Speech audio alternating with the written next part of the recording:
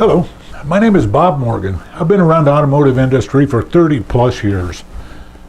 You know, we go to a lot of conferences, a lot of meetings, a lot of seminars, a lot of training, and we get introduced to a lot of new shiny objects that are the next panacea that are going to change the automotive industry. You know, back in the 90s, I was part of an internet steering committee for Toyota Motor Sales, and we met several times a year to steer Toyota with the internet and what they were going to do. And at the time, the moderator said, you know what, if you don't change, you're going to die. The internet is changing the car business, and it sure has. It absolutely has. There's more information, and it's really information technology. But the problem we run into, we go to these seminars, these conferences, and we get advice from inside the automotive industry and outside the automotive industry, and we bring it back to our dealerships. And when we institute a lot of this, it makes our salespeople feel like they are just plug and play.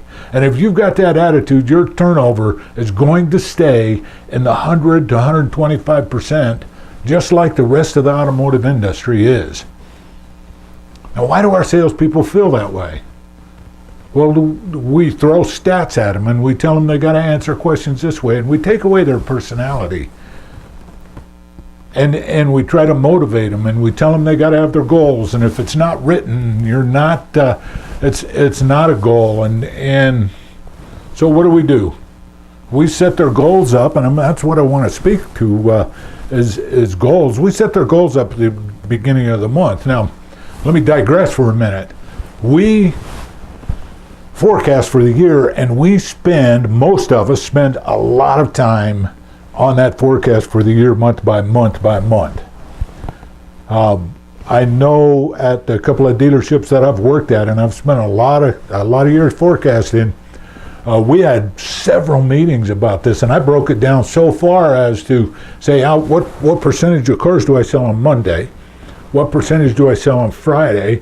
And when I forecast out for the year and what the increase I wanted to be, it put the numbers in and put the forecast in day by day for me. And we track it every month, and we say we're tracking 110% of forecast, and we spend a lot of time doing that. And it works. What we don't spend a lot of time doing is forecasting with our salespeople.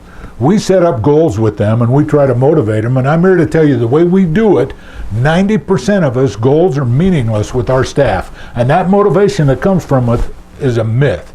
Why is that? Most of our leaders don't know how to set up a goal with their salesmen. We ask them, what's your guys' goals? What's your sales staff's goals? Well, it's 12 and this and that, and if you add them up, if your goal for the month, your forecast is 150, you add up your salespeople's goals, it's going to come over to 200. They're 125 to 150% of what you forecast, so their goals aren't real. And you set them up and you tell them your goal's 12, and okay, that's fine, good and well, but I've sold 8 my whole career. I think I'm going to gain 50%, and I've only told you 12 because I want to please you. I got no chance of doing that, and all I really think about in the morning is I want to sell a car so that I can buy some milk and diapers, and you know, I don't want to succeed as bad as I want to breathe. I want to just breathe, or we use all of our stats and we come out with your closing rate's 25%. Now, I'm not saying this is wrong. This is a good step, but 25%, you want to set your goal at 12, you got to come up with what? 48 customers for the month. It means you need to talk to 2.2 a day when there's 22 working days because you're taking 4 days off. Okay, well, I'm going to disagree with that because as a salesperson, those kind of stats do not motivate you.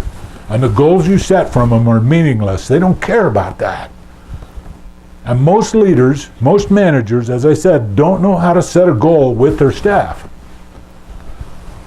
If we could teach them how to do that, how vital would that be? How critical would it be so that when you implement these new processes for the internet and the phone, or whatever you've learned in your marketing and you bring the customers in, how critical would it be to help you get 10%, 20%, 30%, 40%? Because a salesman looks at it with, I got to talk to 3 people a day. I don't have control over who comes in this dealership. even though they do and they can, and if we train them right, they can help with that. But that's not what they're thinking about. So if we taught our leaders how to set goals, how to really do it with our salespeople, how critical would that be to your success? We have proven ways of doing that. I've used them through the years, and we'd love to help you out. Again, my name is Bob Morgan, 801-633-8252. It's been a pleasure talking to you. Bob at VOBinternational.com. Remember, you're always in the right place at the right time if you have the right attitude.